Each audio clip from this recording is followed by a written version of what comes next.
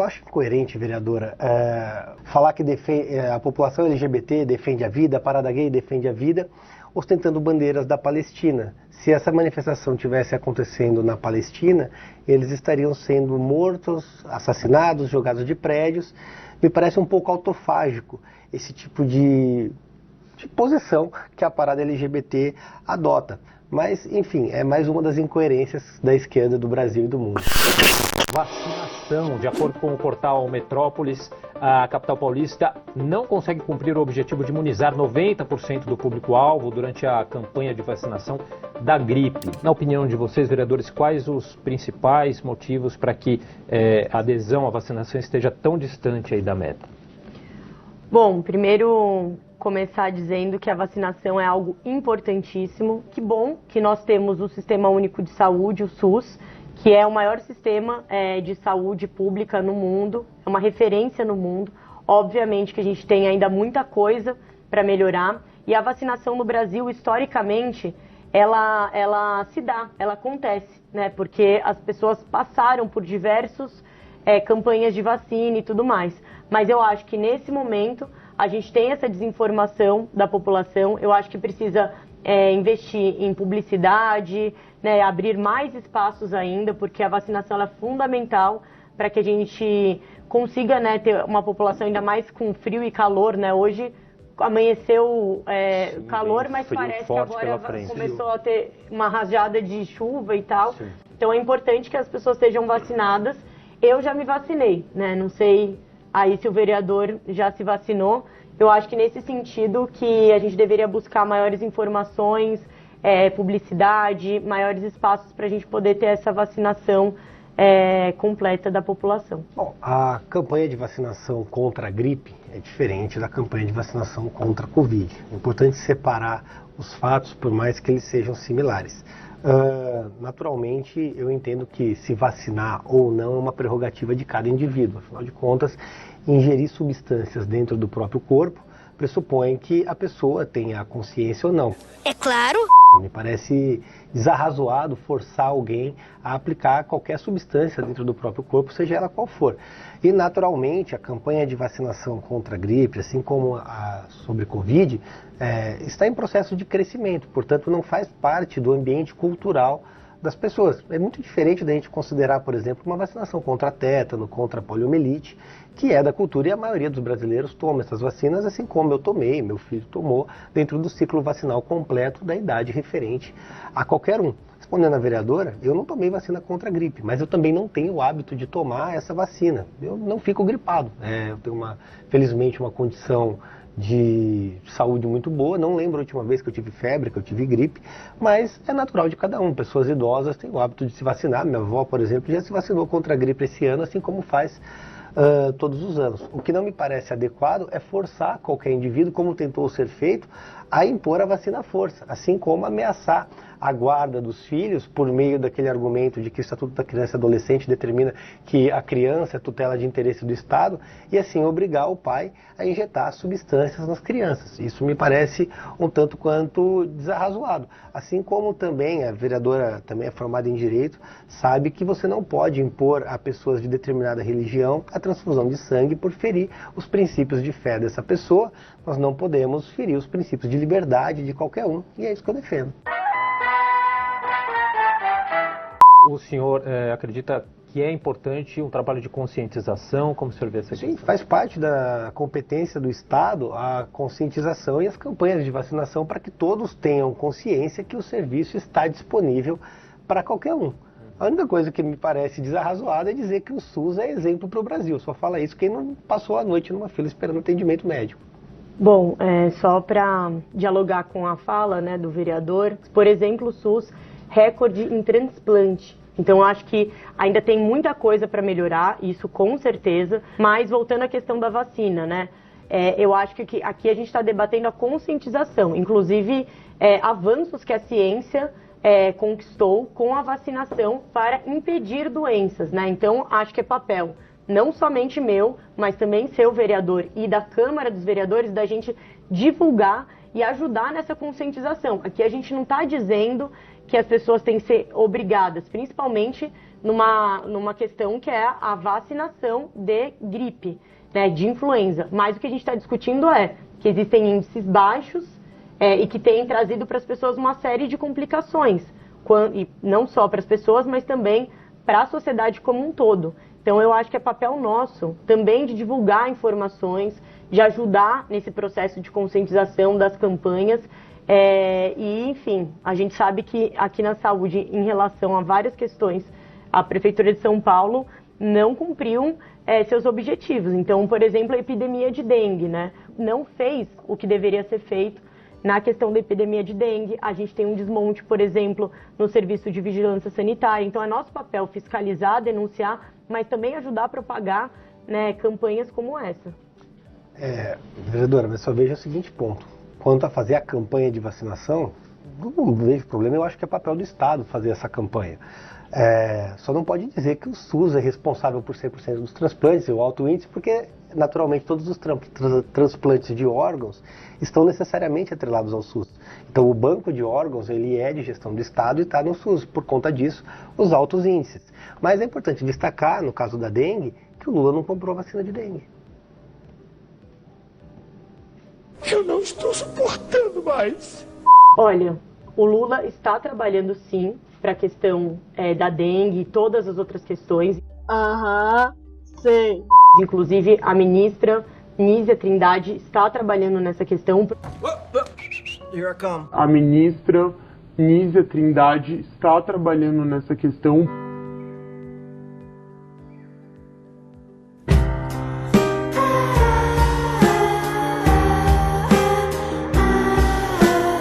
O problema é uma questão também que envolve a ciência e a evolução, né, disso tudo. Enfim, normal e democrático esperar que as pessoas melhorem, né, a sua vacinação para melhorar a saúde geral da população, colocando como se fosse uma questão de imposição do Estado, quando na verdade é uma garantia de saúde geral.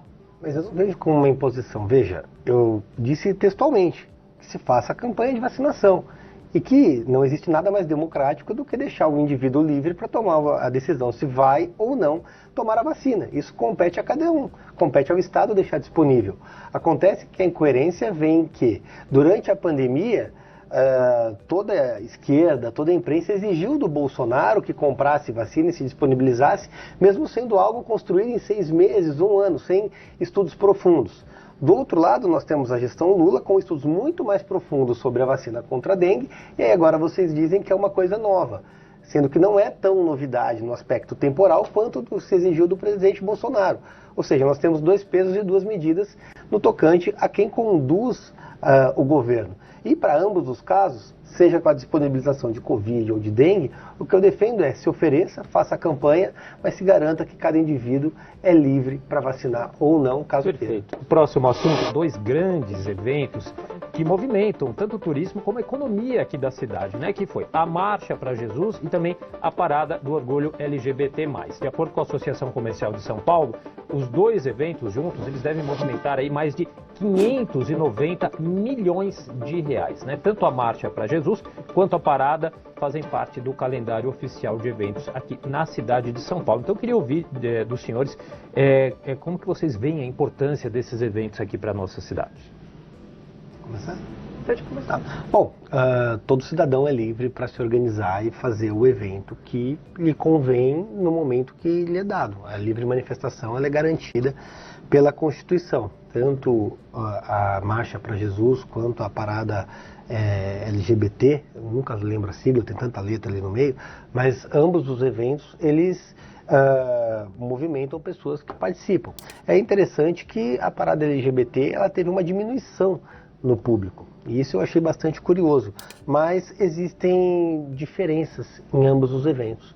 Em um é um evento para a família, um evento cristão, um evento conservador, e o outro é um evento que acaba estimulando a sexualização, estimulando a nudez, e com um aspecto claramente 18+.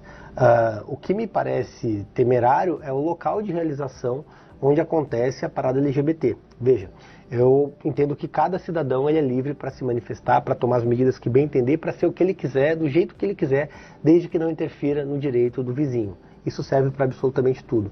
Por isso eu tenho um projeto na Câmara para que a parada LGBT aconteça em um local fechado. Eu sugeri inclusive que fosse no AMB, com catracas, com acesso, para que essas pessoas pudessem ir ao local com segurança e naturalmente sem a presença de menores de idade. Por que sem a presença de menores de idade? Porque naturalmente existe a exposição sensualizada de pessoas, e aí eu não estou nem falando de opção sexual, eu estou falando da sexualização do evento como um todo, e existem imagens que circulam nas redes, inclusive de atos sexuais praticados nas imediações do evento, o que sugere que seria melhor para a segurança dos participantes e também das pessoas que não querem participar, mas que residem nas imediações, que isso acontecesse em um local fechado. A única coisa que eu não consigo entender, isso serve para qualquer evento, é esse cálculo de recursos que vem para a cidade por conta do evento. Porque, tal qual o exemplo adotado no Rio de Janeiro, no show da Madonna, da Lady Gaga, não sei quem tocou lá, o prefeito do Rio de Janeiro, Eduardo Paes, saiu divulgando que não sei quantos bilhões entraram na cidade. Mas aí é curioso, porque o chefe do executivo nesse tipo de evento, ele pega todo o fluxo de movimentação que acontece na rede hoteleira, e aí vamos tomar o Rio de Janeiro como exemplo, que já aconteceria por ser uma cidade turística, ele coloca no bolo do show para justificar aquele evento. E não entra o custo atrelado à operação, etc., que acaba inviabilizando. Naturalmente existe um aspecto financeiro que reina ao redor disso. Só é completamente discrepante da realidade o valor que sempre é divulgado pelo executivo e o que efetivamente mobiliza esse tipo de evento. E qual o custo dado para a segurança ou para a integridade das pessoas que eventualmente é afetada. Seria muito mais racional e razoável que eventos como a parada LGBT acontecessem em locais específicos. E não é meu objetivo proibir qualquer tipo de evento, mas sim que eles aconteçam no lugar certo. Vereadora Luna. Bom, são duas manifestações importantes e que podem e devem acontecer na nossa cidade. Falando mais propriamente dito da parada LGBTQIA+, que é fundamental para a gente combater a LGBTfobia, a homofobia. Então, a marcha LGBT, inclusive, trouxe um tema que é envelhecer LGBTQIA+, resistência, futuro e memória, justamente para mostrar que existe um histórico de luta, de garantia dos direitos e da democracia, busca por acesso, né, a melhorias, então acesso a políticas de saúde, de educação.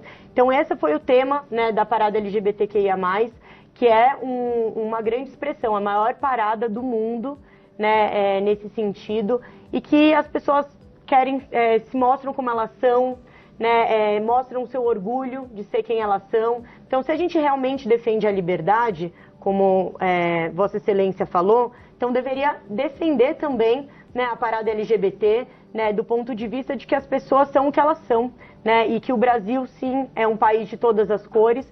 E a parada, não sei, da questão dos custos aqui, a parada não tem um custo da prefeitura, a não ser, né, garantia ali do trânsito, tudo mais, porque os carros de som são da parada, né, tem, claro, um certo investimento, mas é muito diferente do show da Lady Gaga e da Madonna, né, pra gente fazer essas comparações. Só acho incoerente, vereadora, você, não gosto de Vossa Excelência, falar que a população LGBT defende a vida, a parada gay defende a vida, ostentando bandeiras da Palestina. Se essa manifestação tivesse acontecendo na Palestina, eles estariam sendo mortos, assassinados, jogados de prédios. Me parece um pouco autofágico esse tipo de posição que a parada LGBT adota. Mas, enfim, é mais uma das incoerências da esquerda do Brasil e do mundo. Agora, para falar sobre a concessão das escolas municipais. A Justiça de São Paulo deu um prazo de 5 dias úteis para que a Prefeitura aqui da capital se manifeste sobre o projeto de conceder escolas da rede municipal de educação para organizações sociais. Recentemente, a Secretaria Municipal de Educação informou que 3 escolas municipais de ensino fundamental estão em construção nas regiões do Campo Limpo, Pirituba, Jaraguá e também Santo Amaro, e que as unidades serão geridas de forma compartilhada por essas organizações da sociedade civil. De acordo com a Prefeitura, isso visa suprir o déficit de vagas nessas regiões. Enfim, um assunto que também tem gerado muita polêmica. Qual que é a opinião dos senhores com relação à concessão das escolas municipais aqui em São Paulo? Bom, eu sou plenamente favorável. É uma conta bastante simples e eu faço a pergunta para quem está nos assistindo. Você prefere seu filho estudando na rede pública ou numa escola privada? Você prefere seu filho na escola pública do bairro ou no Porto Seguro, no Notre Dame, no Pio XII, enfim, qualquer outra escola particular? A resposta é uníssona. Prefere na escola particular, porque infelizmente a qualidade do ensino público é péssima. E ela é péssima pelo excesso de greves, ela é péssima pela falta de infraestrutura, ela é péssima pela doutrinação que acontece nas salas de aula. E o que nós precisamos oferecer é serviço de educação. Apenas isso, nós precisamos educar as crianças. Quando a gente pega o índice do PISA, nós vemos a queda da qualidade do ensino brasileiro. E é justamente pela falência do ensino público no Estado. Naturalmente, você conceder à rede pública a construção e a gestão da escola para a iniciativa privada, você está garantindo eficiência, você está garantindo economicidade com otimização dos custos, mas principalmente você garante qualidade de educação. E é isso que a gente busca. O que me entristece muito é que se criou um ambiente de superproteção do professor, e ele tem que ser respeitado na sala de aula, mas não como um servidor público que busca por privilégios, mas sim como uma autoridade na sala de aula que está ali para fornecer conhecimento para os alunos e não para doutriná-los. O que a gente tem que tutelar aqui é o interesse da criança e não do professor. É o interesse daquela vida que às vezes tem um futuro roubado porque não tem acesso a uma educação de qualidade. A partir do momento que o poder público ele passa a realizar a concessão com travas de fiscalização e garantias de bons resultados, porque naturalmente na falta de resultados a entidade privada perde a concessão e existe um mercado que tem interesse em adentrar aquele local para fazer a gestão. Além do que, o custo aluno sai muito mais barato quando está na concessão da iniciativa privada do que na rede pública. Para que todos saibam, é muito mais barato em termos de custo ter o seu filho numa escola particular do que numa escola pública, sendo que a conta final, o ensino privado ainda é melhor, ou seja, nós pagamos caro pela péssima qualidade do ensino público. O que me entristece é uma medida judicial pedindo que a prefeitura se explique por fazer aquilo que é a própria função e prerrogativa dela. Na verdade, a decisão judicial, se impetrada, acho que foi pela Silvia, a vereadora Silvia Ferraro, que entrou com a ação, teria que ser no sentido de que a prefeitura apresente os mecanismos que garantam a qualidade do serviço prestado. Afinal de contas, a prerrogativa de conceder ou não é do poder público e o prefeito acertou nessa medida. Perfeito. Vereadora Luna. Bom, primeiro que a gestão do Ricardo Nunes, assim como a gestão do Tarcísio, é uma gestão onde tudo que toca, privatiza, tudo que toca, vende.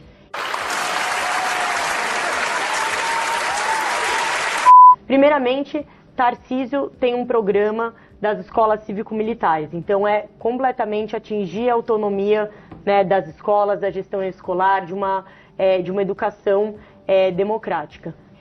Então, não me parece que ele entende que a educação é uma prioridade no estado de São Paulo. Essa concessão, né, prevista pela prefeitura do Ricardo Nunes, se caso tiver a concessão para iniciativa privada, o prefeito vai abrir mão de recursos do Fundeb, que é o Fundo de Educação. Então me parece, na verdade, que o objetivo não é a melhoria das escolas, que o objetivo é passar dinheiro público para iniciativa privada com essa concessão. Então esses argumentos de que, nossa, a escola precisa melhorar e tudo mais, são argumentos para fazer uma enganação da população. Agora, que as escolas precisam melhorar, precisa ter mais investimento, com certeza.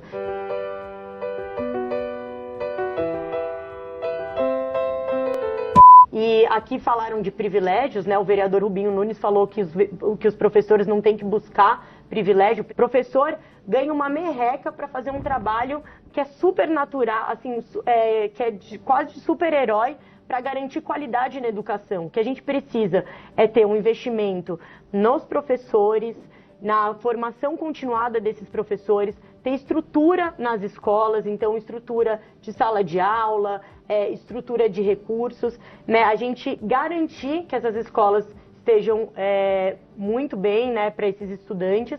E a gente sabe, né, que a rede municipal é melhor que a rede estadual, tanto que quem anda nas periferias tem muita relação na transferência, né, dos estudantes na escola. E a gente tem aqui na cidade de São Paulo exemplos incríveis, como o CELS.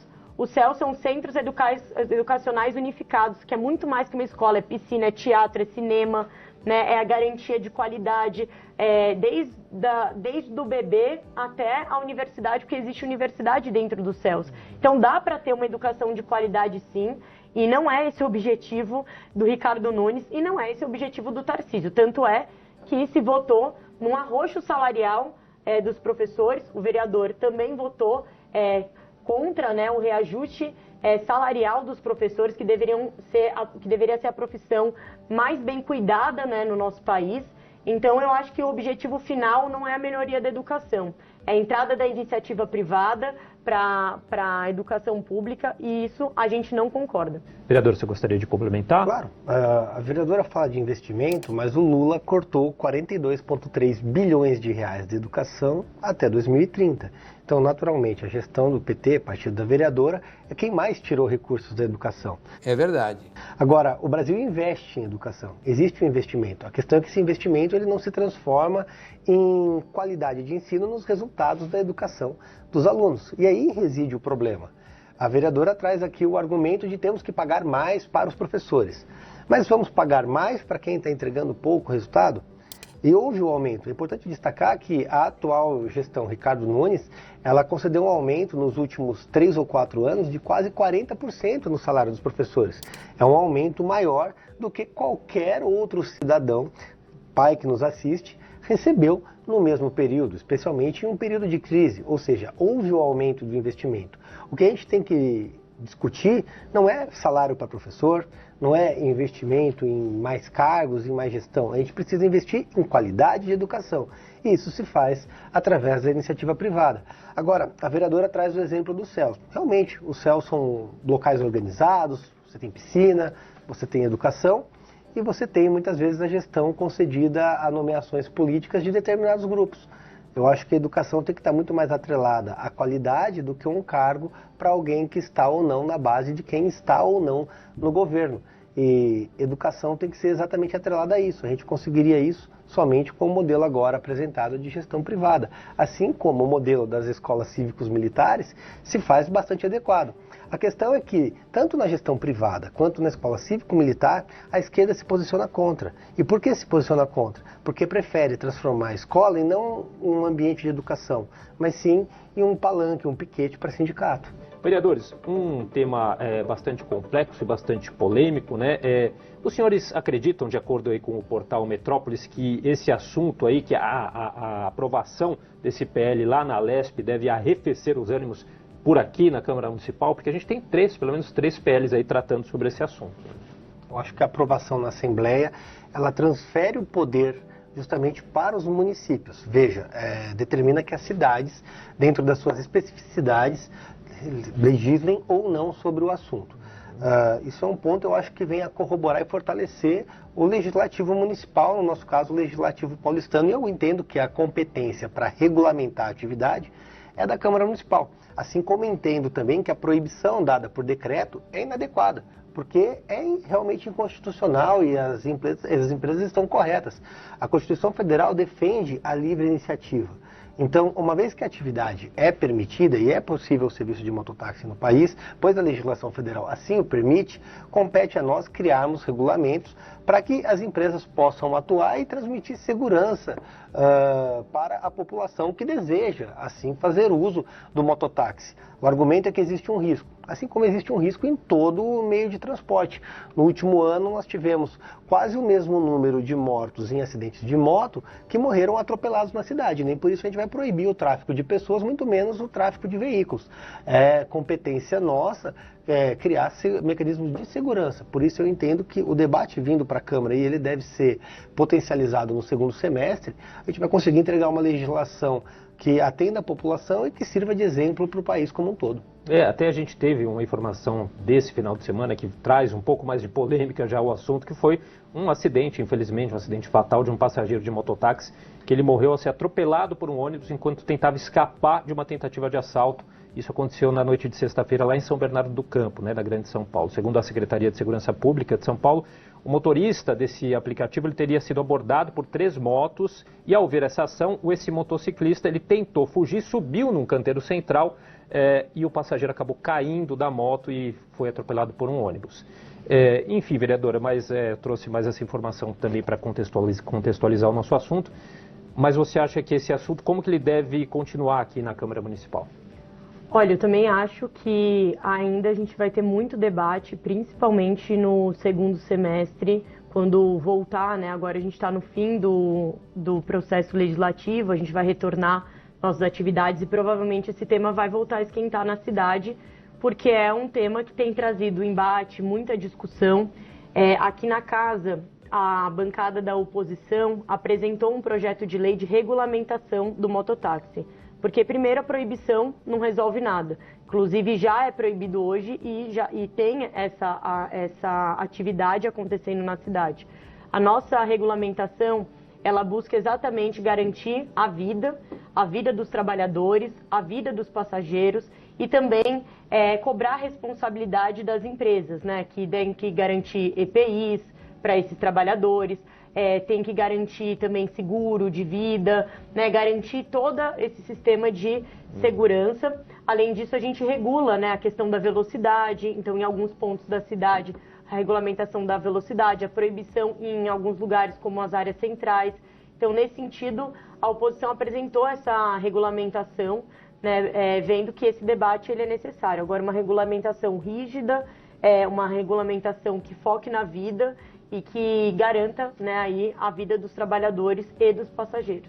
Porque o que o senhor falou, né, vereador Rubinho, é uma realidade. Nós temos diferentes situações, dá para comparar um município do estado de São Paulo muito menor e aqui na metrópole de São Paulo, que a gente tem uma realidade completamente diferente. É possível regulamentar um serviço como esse numa metrópole tão caótica como a gente tem aqui em São Paulo? É possível, eu acho que é a nossa obrigação, inclusive. Proibir nunca é a solução. É importante que o Executivo e o Legislativo tragam as empresas e os representantes das entidades para ter uma conversa sensata sobre como solucionar o problema. Nós temos, por exemplo, a questão das marginais, onde são vias de fluxo rápido, a questão da segurança. O exemplo que o senhor trouxe é um exemplo que aconteceu, mas não é uma questão de mototáxi. Isso é uma questão de segurança pública. Assim como a gente teve aquele episódio trágico que aconteceu, se eu não me engano, no Parque do Vila Lobos ou no Parque do Povo, onde um ciclista ele foi assassinado gratuitamente por conta do que pareceu ser um roubo de celular. Eu não posso ver mais jovem de 14, 15 anos assaltando e sendo violentado, assassinado pela polícia, às vezes inocente, ou às vezes porque roubou um celular.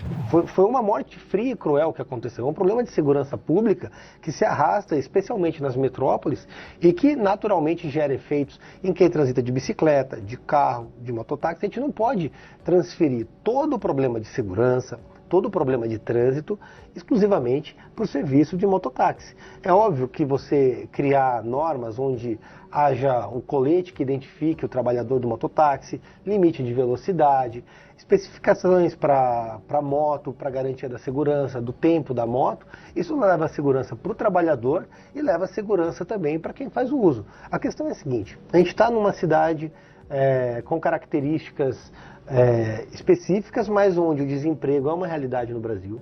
A gente tem a questão do baixo poder aquisitivo das pessoas, especialmente por conta da crise econômica, e limitar o acesso a transporte, sabendo o caos que é o transporte público em São Paulo, me parece inclusive temerário, me parece uma medida desarrazoada. É uma forma que a gente tem de melhorar a qualidade de vida, de melhorar a mobilidade na cidade de São Paulo. A nossa obrigação é apenas garantir segurança para que o serviço seja feito na sua plenitude.